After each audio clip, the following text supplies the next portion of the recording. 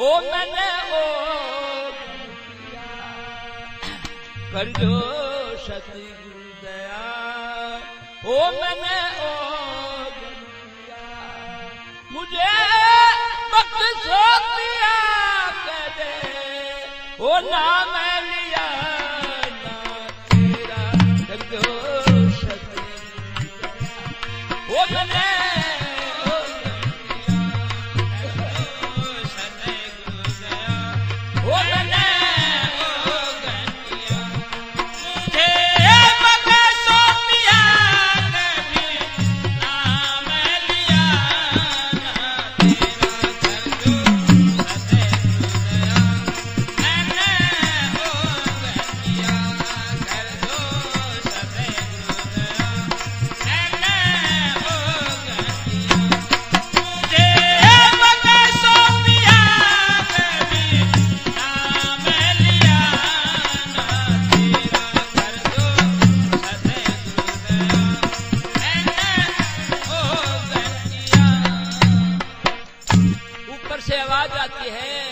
अरे ले ले सतगुरु का नाम क्यों तू करता गुमान ले ले सतगुरु का नाम क्यों तू करता गुमान ले ले सतगुरु का नाम क्यों तू करता गुमान ले ले सतगुरु का नाम क्यों तू करता गुमान अरे दो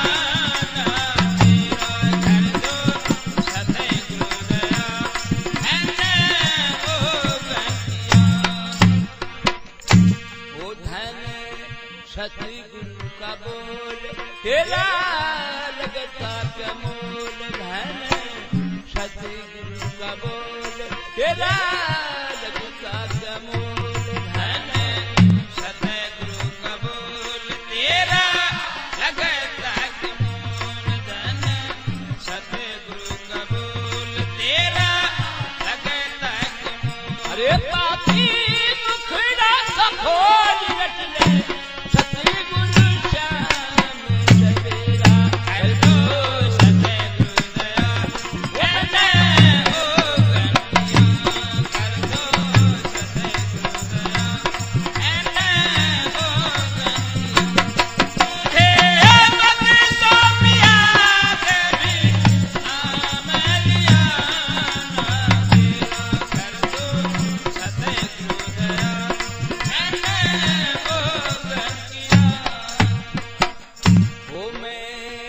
आत्मा हूँ तेरी हो तेरे चरणों की तेरी मैं आत्मा हूँ तेरी हो तेरे चरणों की तेरी मैं आत्मा हूँ तेरी तेरे चरणों की तेरी मैं आत्मा हूँ तेरी तेरे चरणों की तेरी वो करते भूल माफ मेरी करते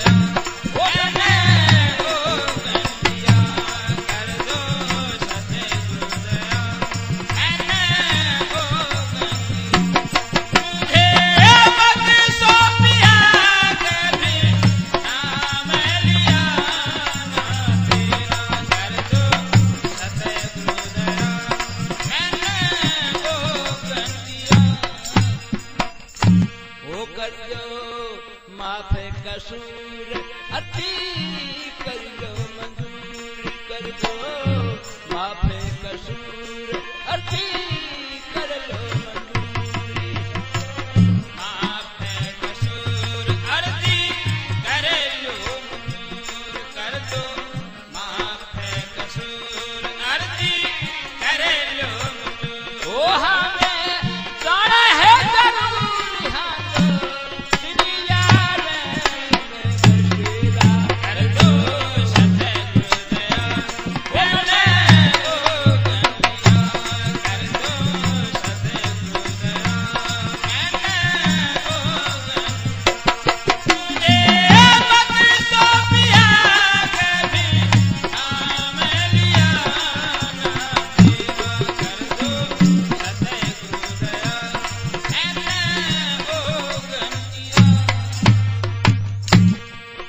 यशोदा गुरु भक्ति का बाग सतगुरु देता है आवाज गुरु भक्ति का बाग सतगुरु देता आवाज गुरु भक्ति का बाग सतगुरु देता है आवाज गुरु भक्ति का बाग सतगुरु देता है आवाज। कहे 600 मसीहा नाले ले आत्मा का राज सतगुरु बोलो हाथों से तेरा कर दो सतगुरु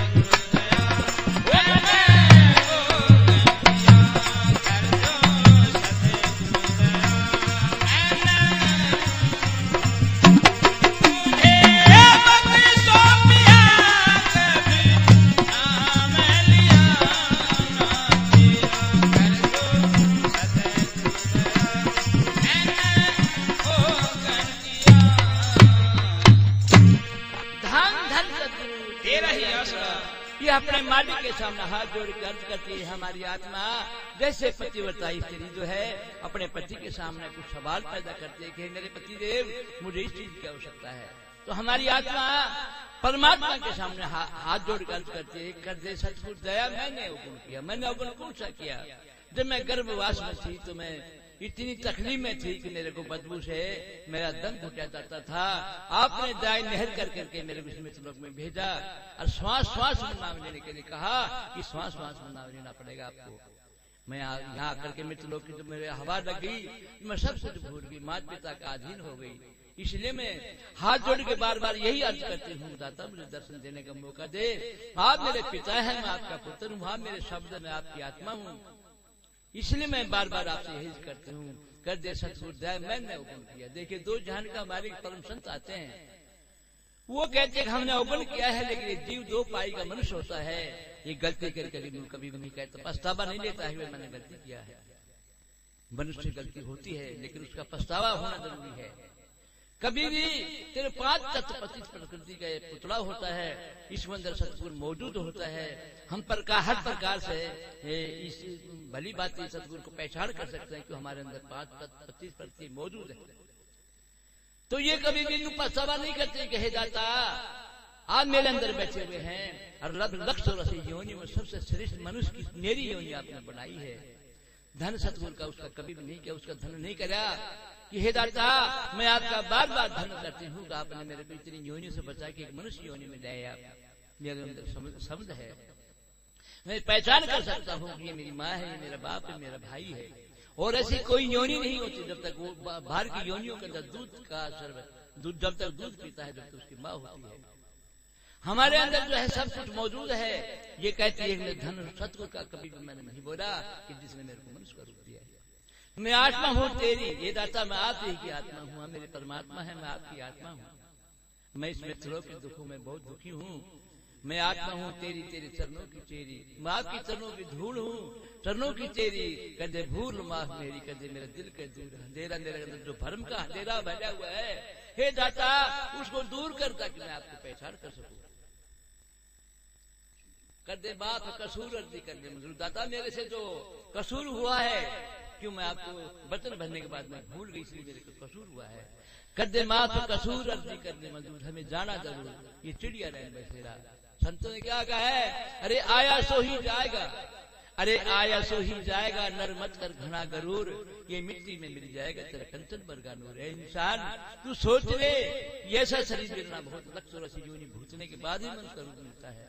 और इसमें तू भूल के भरम का पर्दा में लग करके उसको सतुर को भूल गया, तू उसको याद करे। संत बार बार अवतार घन कर तेरे को याद कराते हैं, भाई ये देश तेरा नहीं है, तेरे देश तो बहुत दूर है, फिर भी तू समझता नहीं है।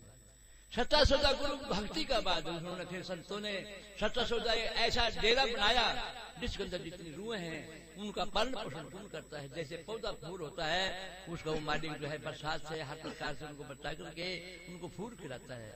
और तू भी उस बगीचा का पौधा है, वो सदगुरु तेरे को हर प्रकार से तेरा सारा सौदा चला रहा है। तो अब उसको तू भूला बैठा हुआ है, याद कर ले। ये कभी भी नहीं सोचता कि दाता मुझे दर्शन देने का मौका दे।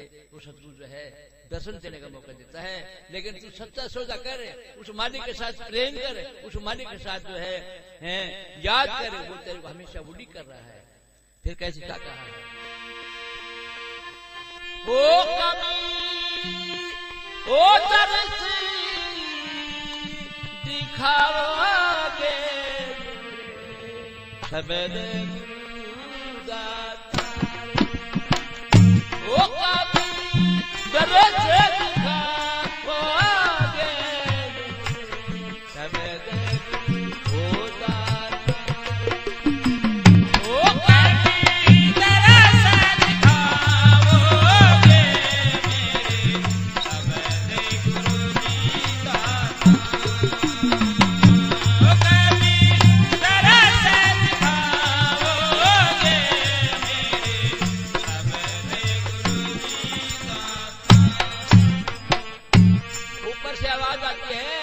अरे सच्चा सौदा करा करो भाई, सच्ची खोल दुकान, सच्चा सौदा करा करो भाई, सच्ची खोल दुकान, सच्चा सौदा करा करो भाई, सच्ची खोल, सच्चा सौदा करा करो भाई, सच्ची खोल। अरे सच का बाटा तोया करिए धरा बतला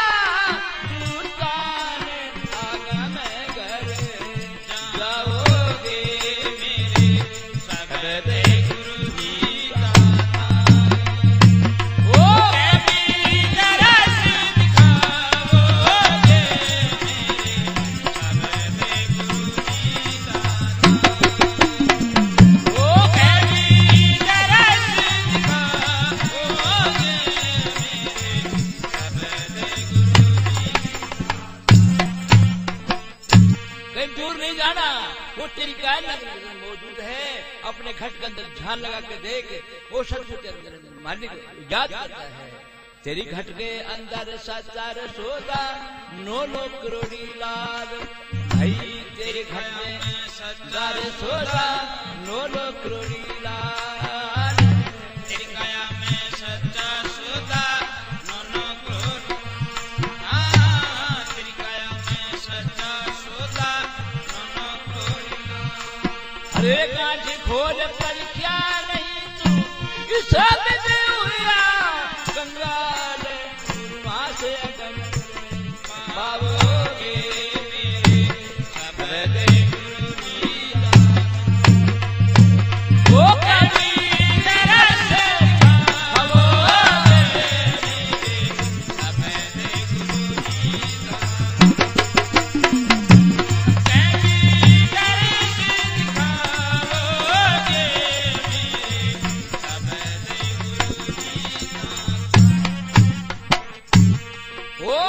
तेरी काया में मन लोभी बढ़िया बड़ा साहूकार भाई, तेरी काया में मन लोभी बढ़िया छावा साहूकार, तेरी काया मन लोभी बढ़िया बड़ा वो साहूकार, तेरी काया मन लोभी बढ़िया बड़ा वो साहूकार। अरे जय कोई मन लोभी समझावे उतरेगा तारी तेरे जन्म नहीं आओगे सबद गुरुनीदा, वो कभी तरस दिखाओगे मेरे सबद गुरुनीदा, कभी तरस दिखाओगे मेरे सबद गुरुनीदा।